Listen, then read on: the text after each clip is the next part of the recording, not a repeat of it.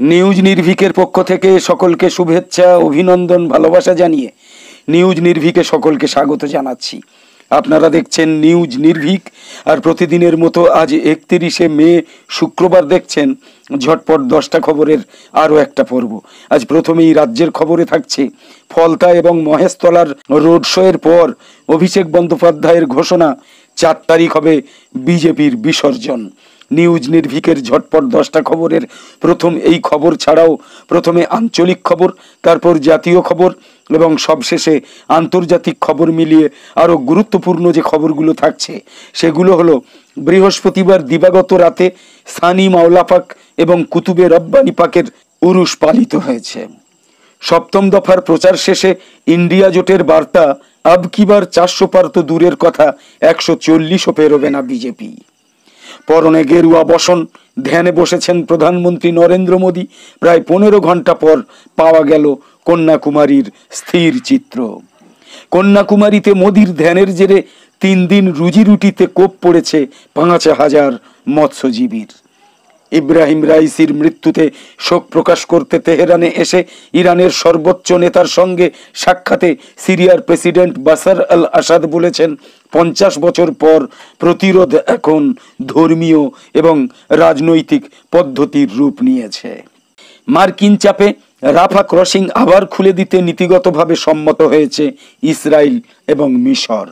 গাজা যুদ্ধে লক্ষ লক্ষ মানুষ বাস্তুচ্যুত হওয়ায় নিরাপত্তা পরিষদের প্রতি জাতিসংঘের তীব্র ক্ষোভ। আঞ্চলিক সফরে বের হচ্ছেন ইরানের ভারপ্রাপ্ত পররাষ্ট্রমন্ত্রী আলী বাকেরি কানি। অন্যদিকে ইরান সফরে আসতে পারেন সৌদি যুবরাজ মোহাম্মদ বিন সালমান। বাংলাদেশ ন্যাশনালিস্ট পার্টি বিএনপির বিরুদ্ধে প্রচার চালানো হতো এমন 148টা অ্যাকাউন্ট এবং পেজ সরিয়ে দিয়েছে ফেসবুক। সব মিলিয়ে নিউজ নির্ভীকের ঝটপট 10টা খবরের আজকের পর্বে দেখে নিন এমনই সব গুরুত্বপূর্ণ কম বেশি 10টা খবর। ফলতা এবং মহেশতলার রোড শোয়ের পর অভিষেক বন্দ্যোপাধ্যায়ের ঘোষণা, 4 তারিখ হবে বিজেপির বিসর্জন। বাংলা বিরোধীদের বিসর্জনের শপথ নিয়ে মহারণ 24-এর প্রচার শুরু করেছিলেন অভিষেক বন্দ্যোপাধ্যায়। আর ভোট প্রচারের শেষ দিনে বিজেপির কফিনে অন্তিম পেরেক ঠুকেই সপ্তম দফার নির্বাচনে যাওয়ার আহ্বান জানিয়েছেন তৃণমূলের সেকেন্ড ইন কমান্ড। ফলতা এবং মহেশতলার রোড শোয়ের পর হাজার হাজার মানুষের সমর্থনের ভিতের উপর দাঁড়িয়ে তার প্রত্যয়ী ঘোষণা, 4 তারিখ বিজেপির বিসর্জন হবে। 1 জুন অপশাসনের কফিনে শেষ পেরেকটা আপনারাই মেরে আসুন। মনে রাখতে হবে, বিজেপি কোনোভাবেই ক্ষমতায় ফিরবে না, তাই আগামী 4টে দিন একজোট হয়ে থাকুন। তিনি বলেছেন, এই বঙ্গের গরিব কোটি কোটি মানুষের প্রাপ্য টাকা না দিয়ে স্রেফ বঞ্চনা করে গিয়েছে বাংলা বিরোধী কেন্দ্রীয় সরকার। এবারের ভোট জোড়া ফুলে দিয়ে তার জবাব দিতে হবে। বৃহস্পতিবার সকাল 10:30টায় ডায়মন্ড হারবার লোকসভা কেন্দ্রের ফলতা বিধানসভার জোড়া বটতলা থেকে নতুন রাস্তার মোড় পর্যন্ত রোড শো হয়। গাড়ির ছাদে বসে দুধারে দাঁড়ানো আমজনতাকে উদ্দেশ্য করে হাত নাড়তে থাকেন অভিষেক বন্দ্যোপাধ্যায়। প্রণাম জানান প্রত্যেকে। ভিড় তখন উপচে পড়েছে রাস্তার দুদিকে। বিকেল 3:45 নাগাদ মহেশতলার বাটা মোড় থেকে পুরাতন ডাকঘর মোড় পর্যন্ত আরও একটা বর্ণাঢ্য রোড শোতে অংশ নেন অভিষেক বন্দ্যোপাধ্যায়। পুরাতন ডাকঘরের সামনে রোড শো শেষ হওয়ার পর গাড়ির উপরে দাঁড়িয়েই এক হাত নেন মোদী সরকারকে। অভিষেক বলেন, আপনাদের কাছে ইডি, সিবিআই, মিলিটারি, আদালতের এক অংশ এবং নির্বাচন কমিশন রয়েছে। 3 বছর ধরে আমার পিছনে এজেন্সি লাগিয়ে রাখা হয়েছে, বাবা মাকেও ছাড়েনি, তারপরও কিন্তু কিছু প্রমাণ করতে পারেনি বিজেপি।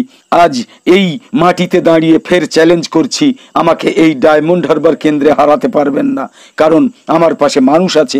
অভিষেকের বক্তব্য, এই কেন্দ্র থেকে দাঁড়ানো সিপিএম এবং বিজেপি প্রার্থীদের বলছি, আপনারা কি কাজ করেছেন? আপনারা কি কাজ করেছেন? রিপোর্ট কার্ড নিয়ে আসুন, আমিও নিয়ে আসবো। তারপর জনতা বিচার করবে কার ভোট পাওয়া উচিত। বাংলার মানুষকে কুর্নিশ জানিয়ে অভিষেক বন্দ্যোপাধ্যায় বলেছেন, আপনারা বিভেদের রাজনীতির কাছে মাথা নত করেননি, তাই এই রাজ্যে বিভাজন মাথাচাড়া দিতে পারেনি, ভবিষ্যতেও পারবে না। অভিষেক বন্দ্যোপাধ্যায়ের গ্যারান্টি, গত কয়েক মাসে মানুষের মন যতটুকু বুঝেছি, বিজেপির মেয়াদ আর মাত্র 4 দিন। বৃহস্পতিবার দিবাগত রাতে সানি মাওলা পাক এবং কুতুবে রব্বানি পাকের উরুস পালিত হয়েছে। মহান সুফি সাধক সানি মাওলা পাক নামে খ্যাত হজরত সৈয়দ শাহ মুস্তারশিদ আলী আল কাদেরি আল বাগদাদি পাকের 47তম বার্ষিক উরুস উৎসব পালিত হয় বৃহস্পতিবার দিবাগত রাতে চাঁদের হিসাবে 22শে জিলকদ তারিখে। তিনি কাদরিয়া তরিকার প্রতিষ্ঠাতা বড় পীর সাহেব হজরত আব্দুল কাদের জিলানী রহমতুল্লাহ আলাইহের 21তম বংশধর। তার মাজার শরীফ রয়েছে মেদিনীপুর শহরের জোড়া মসজিদ পাকে। তাঁরই পিতামহ মাওলা পাক, যার উরুসে প্রতি বছর 4ঠা ফাল্গুন মেদিনীপুরে বাংলাদেশ থেকে স্পেশাল ট্রেন এসে থাকে। এই উরুস একযোগে পালিত হচ্ছে মেদিনীপুরের জোড়া মসজিদে, কলকাতার 4 নম্বর হাজি মোহাম্মদ মোহসিন স্কোয়ারের দরবার পাকে এবং 22 নম্বর খানকা শরীফ লেনের মসজিদে, মঙ্গলকোটের কারিগর পাড়া কাদেরিয়া মসজিদে, বিহারের হজরত রওশনগঞ্জে এবং ভারত ও বাংলাদেশে অবস্থিত সমস্ত কাদেরিয়া মসজিদ ও খানকা শরীফে একই দিনে পালিত হলো এই বংশধারার আর এক মহান সুফি সাধক কুতুবে রব্বানি পাক নামে খ্যাত হজরত সৈয়দ শাহ তোফায়েল আলী আল কাদেরি আল বাগদাদির 194তম বার্ষিক উরুস উৎসব। তিনি সুফি সম্রাট গৌসুল আজম হজরত আব্দুল কাদের জিলানী রহমতুল্লাহ আলাইহের 17তম বংশধর। তার মাজার শরীফ রয়েছে পূর্ব বর্ধমান জেলার মঙ্গলকোটের কারিগর পাড়ায়। 7ম দফার প্রচার শেষে ইন্ডিয়া জোটের বার্তা, আব কি বার 400 পার তো দূরের কথা, 140ও পেরোবে না বিজেপি। আব কি বার 400 পার লোকসভা ভোটের নির্ঘণ্ট ঘোষণারও আগে হুঙ্কার দিয়েছিলেন প্রধানমন্ত্রী নরেন্দ্র মোদী। তাল ঠুকেছিল গোটা বিজেপি দল। যদিও সময় যত গড়িয়েছে ততই নরম হয়েছে মোদীর সুর। 3 দফা ভোটের পর উন্নয়ন ভুলে সেই যে ধর্মীয় বিভাজনের চেনা ফর্মুলায় ফিরেছেন তিনি, মানে নরেন্দ্র মোদী, আর 400 পারের কথা সেভাবে শোনা যায়নি তার গলায়। তাতেই প্রশ্ন উঠেছে, এত কিছুর পর সর্বাধিক কত আসনে জিততে পারে প্রধানমন্ত্রীর দল বিজেপি? গেরুয়া শিবির মুখে কুলু পাঁটলেও হিসেব কষে ভবিষ্যৎবাণী করেছে বিরোধী মহাজোট ইন্ডিয়া। ইন্ডিয়ার দাবি 140-এর মধ্যেই আটকে যাবে মোদীর বিজেপি। রাত পোহালেই লোকসভার 7ম তথা শেষ দফার ভোট। বৃহস্পতিবার প্রচারের শেষ পর্বে মোদী সরকারের নিশ্চিত পতনের বার্তা দিয়েছেন ইন্ডিয়ার অন্যতম শরিক সমাজবাদী পার্টি সুপ্রিমো অখিলেশ যাদব। তিনি বলেছেন, বিজেপি এখন 400 পারের স্লোগান ভুলেই গিয়েছে, মানুষ ওদের কাজে ক্ষুব্ধ। এই অবস্থায় বিজেপি 140 আসনেও জয়ী হতে পারবে না, তাই আতঙ্কে হোঁচট খাচ্ছেন প্রধানমন্ত্রী নরেন্দ্র মোদী। শুধু অখিলেশ যাদব নন, বিরোধী শিবিরের অন্যান্য নেতৃত্বের মুখেও শোনা গিয়েছে এক সুর। তৃণমূল নেত্রী মমতা বন্দ্যোপাধ্যায় আগে জানিয়ে দিয়েছেন, এবার 200 পেরোবে না বিজেপি। ইন্ডিয়ার নেতাদের সাফ কথা, কৃষকদের পাশে দাঁড়ায়নি মোদী সরকার, কিন্তু শিল্পপতিদের কোটি কোটি টাকার ঋণ মকুব করে দিয়েছে। আকাশ ছোঁয়া মূল্য বৃদ্ধি, বেকারত্ব, এজেন্সির অপব্যবহারের মতো ইস্যুগুলো বিজেপির অবশ্যই বিপক্ষে যাবে। 2.5 মাসের ভোট পর্বের অন্তিম প্রচার শেষে ইন্ডিয়ার জয়ের ব্যাপারে আত্মবিশ্বাসী দেখিয়েছে কংগ্রেস নেতা রাহুল গান্ধীকেও। এক্স হ্যান্ডেলে জোটের সব নেতাকর্মীদের ধন্যবাদ জানিয়ে তিনি লিখেছেন, আমরা বিকল্প হিসাবে সমগ্র দেশবাসীর সামনে বৈপ্লবিক কিছু গ্যারান্টির কথা তুলে ধরেছি। সেগুলো সবই আমাদের দৈনন্দিন জীবনের সঙ্গে ওতপ্রোতভাবে জড়িত। তবু সবাইকে শেষ মুহূর্ত পর্যন্ত ভোট কেন্দ্র এবং স্ট্রং রুমে নজর রাখতে অনুরোধ করব। ইন্ডিয়ায় জিততে চলেছে। 400 পার নিয়ে বিজেপির মধ্যেও দ্বিধাদ্বন্দ্ব যথেষ্ট। এখন মুখ বাঁচাতে রাজনৈতিক কৌশলের যুক্তি দিচ্ছে তারা। মোদী স্বয়ং এই স্লোগান থেকে দূরত্ব তৈরির চেষ্টা করে জানিয়েছেন, বিজেপি নয়, জনগণের ইচ্ছেতেই 400 পারের লক্ষ্যমাত্রা। তাঁর এই যুক্তির পরই প্রশ্ন উঠেছে, কত সংখ্যক মানুষ এমন ইচ্ছের কথা জানিয়েছেন, নাকি শুধুই দায় ঝেড়ে ফেলার কৌশল? যদিও বিরোধীদের স্পষ্ট দাবি, ইভিএমে কোনো গন্ডগোল না করা হলে বিজেপির সরকারে ফের একেবারেই মুশকিল। আর সেক্ষেত্রে মোদী অমিত শাহের দল কোনোভাবেই 140-এর বেশি আসন পাবে না। পরনে গেরুয়া বসন, ধ্যানে বসেছেন প্রধানমন্ত্রী নরেন্দ্র মোদী। প্রায় 15 ঘন্টা পরে পাওয়া গেল কন্যাকুমারীর স্থির চিত্র। পূর্ব নির্ধারিত সূচি অনুযায়ী 7ম তথা শেষ দফার ভোটের প্রচার শেষ করেই কন্যাকুমারীর উদ্দেশ্যে রওনা দিয়েছিলেন প্রধানমন্ত্রী নরেন্দ্র মোদী। বৃহস্পতিবার সন্ধ্যায় সেখানকার বিবেকানন্দ রক মেমোরিয়ালের ধ্যান মণ্ডপমে ধ্যানে বসেন তিনি। তারপর প্রায় 15 ঘন্টা পেরিয়ে যাওয়ার পর শুক্রবার সকাল 10টা নাগাদ প্রকাশ্যে আসে মোদির ধ্যানে বসার ছবি। বিজেপির ফেসবুক পেজ থেকে মোট 4টে ছবি প্রকাশ করা হয়। একটা ছবিতে দেখা যাচ্ছে গেরুয়া বসন পরে হাত জোড় করে ধ্যানে বসেছেন নরেন্দ্র মোদী। প্রধানমন্ত্রীর ধ্যানে বসার আরও 3টে ছবিও প্রকাশ করা হয়েছে। সূত্রের খবর, সন্ধ্যা 6:45 ধ্যান মণ্ডপমে ধ্যানে বসেন মোদী। যদিও বৃহস্পতিবার রাত পর্যন্ত তার ধ্যানে বসার কোনো ছবি প্রকাশ্যে আসেনি। শেষ দফা ভোটের আগে নরেন্দ্র মোদীর এই ধ্যান নিয়ে সরব হয়েছিল সিপিএম এবং কংগ্রেস। প্রধানমন্ত্রীর ধ্যানমগ্ন হওয়ার ছবি যাতে টেলিভিশনে সম্প্রচারিত না হয় সেই বিষয়ে নির্বাচন কমিশনের দ্বারস্থ হয়েছিল তারা। তাদের বক্তব্য ছিল, প্রধানমন্ত্রী নরেন্দ্র মোদীর ধ্যানমগ্ন হওয়ার ছবি প্রচার মাধ্যমে সরাসরি সম্প্রচার করা হলে সপ্তম দফার ভোটে তা নির্দিষ্ট একটা দল অর্থাৎ বিজেপিকে বিশেষ সুবিধে পাইয়ে দেবে। কমিশনের আদর্শ আচরণবিধি যাতে ভঙ্গ না হয় সেই কারণে এই সম্প্রচার বন্ধ রাখার আর্জি জানানো হয়। বাংলার মুখ্যমন্ত্রী মমতা বন্দ্যোপাধ্যায়ও প্রশ্ন তোলেন ছবি তোলা প্রসঙ্গে। সেই কারণেই কন্যাকুমারীতে ধ্যানমগ্ন মোদীর কোনো ছবি প্রকাশ্যে আসেনি বলে মনে করছিলেন অনেকে। তবে জল্পনার অবসান ঘটিয়ে শুক্রবার সকালেই প্রথমবারের জন্য প্রকাশ্যে এলো ধ্যানমগ্ন প্রধানমন্ত্রীর ছবি, এবং তা অবশ্যই নির্বাচন কমিশনের আদর্শ আচরণবিধি ভঙ্গ করেই। কন্যাকুমারীতে মোদীর ধ্যানের জেরে 3 দিন রুজি রুটিতে কোপ 5,000 মৎস্যজীবীর। ধ্যানে মগ্ন মোদী, পাহারায় দাঁড়িয়ে 2000 পুলিশ কর্মী। সম্প্রচারিত হবে ধ্যানের লাইভ ভিডিও। আর গোটা কর্মযজ্ঞ যখন চলছে তখন বাকি শেষ দফার নির্বাচন, অর্থাৎ নির্বাচন কমিশনের আচরণবিধির একেবারে দফা রফা। কলকাতার ভোটাররা এখনো ভাবছেন ইভিএমে কার নামের বোতাম চাপবেন তারা। এমন অবস্থায় কলকাতায় এসে নির্বাচনী প্রচার সেরে স্বামী বিবেকানন্দের বাড়ি ঘুরে গিয়েছেন নরেন্দ্র মোদী। তারপরই জানিয়েছেন শেষ দফার আগে কন্যাকুমারীর নির্জন দ্বীপ বিবেকানন্দ রক মেমোরিয়ালে বসে ধ্যান করবেন। এ যেন বাঙালির বিবেকানন্দ আবেগে ঢেউ খেলিয়ে দেয়া। ধ্যান করতে গিয়ে যাতে প্রধানমন্ত্রীর জীবন নিয়ে টানাটানি না হয় তার জন্য 2000 পুলিশ কর্মীকে নিয়োগ করেছে সরকার।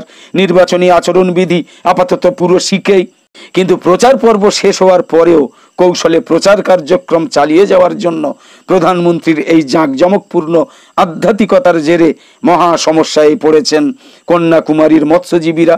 এক আধজন নয়, পেটে লাথি পড়েছে 5000 মৎস্যজীবীর। সারা বছর তারা বিবেকানন্দ রক মেমোরিয়ালের আশপাশের বিস্তীর্ণ সাগরে মাছ ধরে জীবিকা নির্বাহ করেন। কিন্তু প্রধানমন্ত্রী ধ্যানে বসেছেন বলে তারা আর কেউ মাছ ধরতে পারবেন না, কারণ নৌসেনাও সেখানে ঠিক ঠিক করছে। টানা 3 দিন সাগরে যেতে পারবেন না 5000 মৎস্যজীবী। সেখানে আপাতত তাদের মাছ ধরা মানা। এই 3 দিন তাদের রুজি রুটিতে যে টান পড়বে তার ভর্তুকি কোথা থেকে আসবে তা জানে না মৎস্যজীবী বা স্থানীয় প্রশাসন। ওই এলাকায় প্রায় 1000 মাছ ধরার নৌকো বাঁধা রয়েছে। 3 দিন সেগুলো অকেজো হয়ে পড়ে থাকবে সাগরের বুকে। সৈয়দ ইব্রাহিম রাইসির মৃত্যুতে শোক প্রকাশ করতে তেহরানে এসে ইরানের সর্বোচ্চ নেতার সঙ্গে সাক্ষাতে সিরিয়ার প্রেসিডেন্ট বাশার আল আসাদ বলেছেন 50 বছর পর প্রতিরোধ এখন ধর্মীয় এবং রাজনৈতিক পদ্ধতির রূপ নিয়েছে। ইরানের সর্বোচ্চ নেতা আয়াতুল্লাহিল উজমা খামেনেইর সঙ্গে তেহরানে সাক্ষাৎ করেছেন সিরিয়ার প্রেসিডেন্ট বাশার আল আসাদ।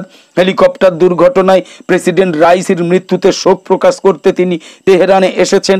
সফররত সিরিয়ার প্রেসিডেন্ট বাশার আল আসাদকে দেওয়া সাক্ষাতে ইরানের সর্বোচ্চ নেতা বলেছেন এই অঞ্চলে সিরিয়ার রয়েছে বিশিষ্ট অবস্থানের আত্মপরিচিতি। সেই কারণে এবং এই গুরুত্বপূর্ণ বৈশিষ্ট্য অবশ্যই ধরে রাখতে হবে।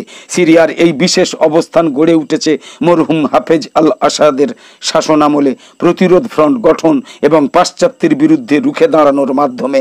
আর এই বিশেষ নীতি সিরিয়ার জাতীয় ঐক্য জোরদারে ভূমিকা রেখেছে বলে উল্লেখ করেন আয়াতুল্লাহিল উজমা খামেনেই। তিনি প্রেসিডেন্ট বাশার আল আসাদের প্রশংসা করে বলেছেন সবার উচিত সিরিয়া সরকারের বিশেষ সুবিধার দিকে লক্ষ্য করা, আর তা হলো প্রতিরোধ। আয়াতুল্লাহ খামেনি বলেছেন পশ্চিমারা এবং এই অঞ্চলে তাদের সহযোগীরা সিরিয়ার রাজনৈতিক ব্যবস্থাকে উৎখাত করতে চেয়েছিল এবং দেশটার বিরুদ্ধে যুদ্ধ চালিয়ে এটাকে আঞ্চলিক সমীকরণ থেকে সরিয়ে দেওয়ার চেষ্টা করেছিল, কিন্তু তারা সফল হয়নি। এখন তারা একই কাজ করতে চায় অন্যান্য পদ্ধতি ব্যবহার করে। এই সবের মধ্যে রয়েছে এমন সব প্রতিশ্রুতি দেয়া যা তারা কখনো পূরণ করবে না। তিনি মার্কিন এবং ইউরোপীয় চাপগুলোর মোকাবিলায় তেহরান দামেস্কে সহযোগিতা জোরদারের ওপর গুরুত্ব আরোপ করেছেন। ইরানের সর্বোচ্চ নেতা নানা ক্ষেত্রে সিরিয়া এবং ইরানের সহযোগিতা জোরদারে প্রিয় মরহুম রাইসির ভূমিকা স্মরণ করে বলেছেন, এখন অস্থায়ী প্রেসিডেন্ট জনাব মোখবের সেই একই নীতি অব্যাহত রাখবেন এবং আমরা আশা করছি সব বিষয়ই এগিয়ে যাবে সম্ভাব্য সর্বোত্তম উপায়। এই বৈঠকে সিরিয়ার প্রেসিডেন্ট বাশার আল আসাদ বলেছেন, ইরান এবং সিরিয়ার সম্পর্ক কৌশলগত এবং তা এগিয়ে যাচ্ছে আপনার দিক নির্দেশনায়। আর এই দিক নির্দেশনা বাস্তবায়নে অগ্রণী ছিলেন মরহুম প্রেসিডেন্ট রাইসি এবং পররাষ্ট্রমন্ত্রী হোসেইন আমির আবদুল্লাহিয়ান। আসাদ রাইসিকে বিনয়ী, বিজ্ঞ এবং নীতিবান বলে গভীর শ্রদ্ধার সঙ্গে স্মরণ করেন এবং তার এই সব বৈশিষ্ট্যকে ইরানের অবস্থান এবং ইসলামী বিপ্লবের স্লোগানের সুস্পষ্ট প্রতিফলন বলে উল্লেখ করেছেন। মার্কিন চাপে রাফা ক্রসিং আবার খুলে দিতে নীতিগতভাবে সম্মত হয়েছে ইসরায়েল এবং মিশর। নতুন ব্যবস্থা অনুযায়ী রাফা ক্রসিং থেকে সৈন্য প্রত্যাহার করে নেবে ইসরায়েল এবং মিশর সেখান দিয়ে গাজায় ত্রাণ সামগ্রী পাঠাবে। চলতি মাসের প্রথম দিকে ইসরায়েলি বাহিনী গাজার দিক থেকে ক্রসিংটার নিয়ন্ত্রণ গ্রহণ করার পর অচলাবস্থার সৃষ্টি হয়েছিল। বৃহস্পতিবার একটা হিব্রু মিডিয়া এই তথ্য জানিয়েছে। তবে ঠিক কবে থেকে এখান দিয়ে গাজায় ত্রাণ সরবরাহ শুরু হবে তা জানানো হয়নি। ইসরায়েলের কান মিডিয়ার খবরে বলা হয়েছে, ক্রসিংটা আবার খুলে দিতে ইসরায়েল তার সৈন্যদের সেখান থেকে সরিয়ে নিতে রাজি হয়েছে। সেখানে কোনো আন্তর্জাতিক বাহিনী দায়িত্বে পারে, তবে এর আগে পর্যন্ত ফিলিস্তিনিরাই ক্রসিংয়ের নিয়ন্ত্রণ করবে। তবে যেসব ফিলিস্তিনি হামাস বা গাজার কোনো প্রতিরোধ আন্দোলনের সাথে জড়িত নয়, তারাই এখানে দায়িত্ব পালন করবে। গাজা যুদ্ধে লক্ষ লক্ষ মানুষ বাস্তুচ্যুত হওয়ায় নিরাপত্তা পরিষদের প্রতি জাতিসংঘের তীব্র ক্ষোভ। যুদ্ধ এবং নিপীড়নের কারণে বাস্তুচ্যুত হওয়া মানুষের সংখ্যা বৃদ্ধি পাওয়ায় জাতিসংঘের শরণার্থী বিষয়ক প্রধান বৃহস্পতিবার নিরাপত্তা পরিষদের সমালোচনা করে বলেছেন, বিশ্বব্যাপী 114 মিলিয়ন মানুষ তাদের ঘরবাড়ি ছেড়ে পালিয়েছে। পরের মাসে আমরা সেই সংখ্যাটা আপডেট করব, এই সংখ্যা আরও বেশি হবে। এই কথা উল্লেখ করে জাতিসংঘের শরণার্থী বিষয়ক হাই কমিশনার ফিলিপ্পো গ্র্যান্ডি নিরাপত্তা পরিষদকে বলেছেন, অক্টোবরে তার শেষ হিসাব প্রকাশের পর থেকে এই বিষয় নিরাপত্তা পরিষদের নিষ্ক্রিয়তার জন্য তিনি দুঃখ প্রকাশ করেছেন। 7 মাস পেরিয়ে গিয়েছে, কিন্তু পরিস্থিতির কোনো পরিবর্তন হয়নি, কার্যত পরিস্থিতি আরও খারাপ হয়েছে। এই কথা উল্লেখ করে গ্র্যান্ডি বলেছেন, আন্তর্জাতিক আইনের লঙ্ঘন এবং মানবিক কর্মীদের ওপর চাপ বেড়েছে। আঞ্চলিক সফরে বের হচ্ছেন ইরানের ভারপ্রাপ্ত পররাষ্ট্রমন্ত্রী আলী বাকেরি কানি। অন্যদিকে ইরান সফরে আসতে পারেন সৌদি যুবরাজ মোহাম্মদ বিন সালমান। ইরানের ভারপ্রাপ্ত পররাষ্ট্রমন্ত্রী আলী বাকেরি কানি খুব শিগগিরই আঞ্চলিক কয়েকটা দেশ সফরে বের হচ্ছেন। ফিলিস্তিনের অবরুদ্ধ গাজা উপত্যকার রাফা শহরে ইসরায়েল যে বর্বর আগ্রাসন চালাচ্ছে সেই বিষয়টা সামনে রেখেই মূলত তিনি এই সফর করবেন। বুধবার তেহরানে মন্ত্রিসভার অধিবেশনের পর তিনি সাংবাদিকদের এই তথ্য জানিয়েছেন। তবে কখন এবং কোন কোন দেশ তিনি সফর করবেন তা বলেননি। অন্যদিকে সৌদি যুবরাজ মোহাম্মদ বিন সালমানের তেহরান সফর সম্পর্কে এক প্রশ্নের জবাবে আলী বাকেরি কানি বলেছেন, দুই পক্ষ থেকেই আমন্ত্রণ জানানো হয়েছে, তবে এখনও সফরের বিষয়ে সুনির্দিষ্ট তারিখ ঠিক করা হয়নি। আলী বাকেরি কানি বলেছেন, দেশের শীর্ষ নিরাপত্তা সংস্থার তত্ত্বাবধানে শান্তিপূর্ণ পারমাণবিক কর্মকাণ্ড এগিয়ে চলেছে। ইরান বিরোধী নিষেধাজ্ঞাগুলো অপসারণের বিষয়ে আলোচনাও চলছে। বাংলাদেশ ন্যাশনালিস্ট পার্টি বিএনপির বিরুদ্ধে প্রচার চালানো হতো এমন 148টা অ্যাকাউন্ট এবং পেজ সরিয়ে দিয়েছে ফেসবুক। বাংলাদেশের মোট 148টা অ্যাকাউন্ট এবং পেজ ফেসবুক থেকে সরিয়ে দেওয়া হয়েছে বলে এই সামাজিক মাধ্যমটার মূল প্রতিষ্ঠান মেটা তাদের চলতি বছরের প্রথম ত্রৈমাসিক প্রতিবেদনে জানিয়েছে। এর মধ্যে 50টা ফেসবুক অ্যাকাউন্ট রয়েছে। এই রিপোর্টে বলা হয়েছে, ভুয়ো পরিচয়ে এইসব অ্যাকাউন্ট এবং পেজগুলোর বিষয়ে মেটা যে অনুসন্ধান করেছে তাতে এগুলোর সাথে বাংলাদেশের ক্ষমতাসীন আওয়ামী লীগ এবং এর গবেষণা প্রতিষ্ঠান সেন্টার ফর রিসার্চ অ্যান্ড ইনফরমেশনের সাথে জড়িত ব্যক্তিদের যোগসূত্র পাওয়া গিয়েছে। সিআরআই আওয়ামী লীগের একটা গবেষণা প্রতিষ্ঠান। সংস্থাটা তার ওয়েবসাইটে বলেছে যে তাদের লক্ষ্য হলো গুরুত্বপূর্ণ বিষয়গুলোতে বাংলাদেশের জাতীয় নীতি নিয়ে জন আলোচনার জন্য প্ল্যাটফর্ম তৈরি করা। এজন্য উঁচু মানের গবেষণা সহ তাদের বিভিন্ন উদ্যোগের কথা বলা আছে ওয়েবসাইটটাতে। তবে প্রধানমন্ত্রীর বিশেষ সহকারী বিপ্লব বড়ুয়া এই রিপোর্ট প্রত্যাখ্যান করে বলেছেন, এটা রাজনৈতিক পক্ষপাতদুষ্ট এবং একপেশে একটা রিপোর্ট যা ফেসবুকের মতো প্রতিষ্ঠানের কাছ থেকে আশা করা যায় না। একদম শেষে বলি, জাতীয় এবং আন্তর্জাতিক বিষয়ক প্রতিবেদন প্রকাশের সময়টা পরিবর্তন করে রাত 10টার পরিবর্তে সন্ধে 7টা করা হয়েছে। তার বদলে প্রতিদিন কম বেশি রাত 10টায় থাকছে নিউজ নির্ভীকের জনপ্রিয় খবরের অনুষ্ঠান ঝটপট 10টা খবর। সন্ধ্যা 7টায় থাকছে মধ্যপ্রাচ্য সহ ইউক্রেন রাশিয়া যুদ্ধ নিয়ে, ইসরায়েল গাজা সংঘাত নিয়ে, ইরান ইসরায়েল বৈরিতা সহ বিশ্বের বিভিন্ন দেশের টাটকা বিষয় নিয়ে আন্তর্জাতিক প্রতিবেদন এবং জাতীয় প্রতিবেদন। যেটা কম বেশি রাত 10টায় প্রকাশ করা হতো, এখন প্রতিদিন সেই প্রতিবেদন প্রকাশ করা হচ্ছে সন্ধ্যে 7টায়। থাকছে ভারতের 18তম লোকসভা নির্বাচনের গুরুত্বপূর্ণ খবরের আপডেট, থাকছে গুরুত্বপূর্ণ কিছু বিষয়ের লাইভ সম্প্রচার। এসব কিছু পেতে সাবস্ক্রাইব, ফলো, লাইক, কমেন্ট এবং শেয়ার করে নিউজ নির্ভীকের ইউটিউব চ্যানেল আর ফেসবুক পেজের সঙ্গে থাকুন।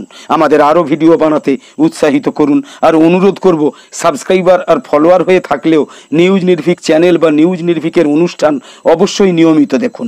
কেননা ফেসবুক পেজের অনেক দর্শকই অভিযোগ করেন যে নিউজ নির্ভীকের অনুষ্ঠান তাদের কাছে ঠিক মতো পৌঁছয় না। আসলে আমরাও জানি যে ফেসবুক তাদের সাবস্ক্রিপশন বিক্রি করার জন্য কয়েক মাস হলো রেকমেন্ডেশন একদম বন্ধ করে রেখেছে বলা যায়। ফলে বেশিরভাগ দর্শকের কাছে ভিডিও পৌঁছচ্ছে না। তাই বলবো, নিউজ নির্ভীক নিয়মিত দেখুন। নিউজ নির্ভীক নিয়মিত দেখলে হয়তো নিউজ নির্ভীকের সব অনুষ্ঠান তখন আপনা আপনি আপনাদের কাছে পৌঁছে যাবে। এরপরেও যদি নিউজ নির্ভীককে না দেখতে পান, তাহলে ফেসবুকে গিয়ে বাংলায় এবং ইউটিউবে গিয়ে বাংলায় অথবা ইংরাজিতে নিউজ নির্ভীক লিখে সার্চ করে দেখুন। ইউটিউবে ইংরাজিতে NEWSNIRVIK নিউজ নির্ভীক লিখে সার্চ করে দেখুন, অবশ্যই নিউজ নির্ভীক চ্যানেল পেয়ে যাবেন। আবার বলবো, ব্যতিক্রমী খবরাখবর সহ সব ধরনের ভিডিও এবং লাইভ সম্প্রচার দেখার জন্য নিউজ নির্ভীকে অবশ্যই চোখ রাখুন আর অবশ্যই নিউজ নির্ভীকের সঙ্গে থাকুন। তো আপাতত শেষ করছি, পরের পর্বে আবার দেখা হবে। সকলে খুব ভালো থাকুন, সুস্থ থাকুন। ধন্যবাদ।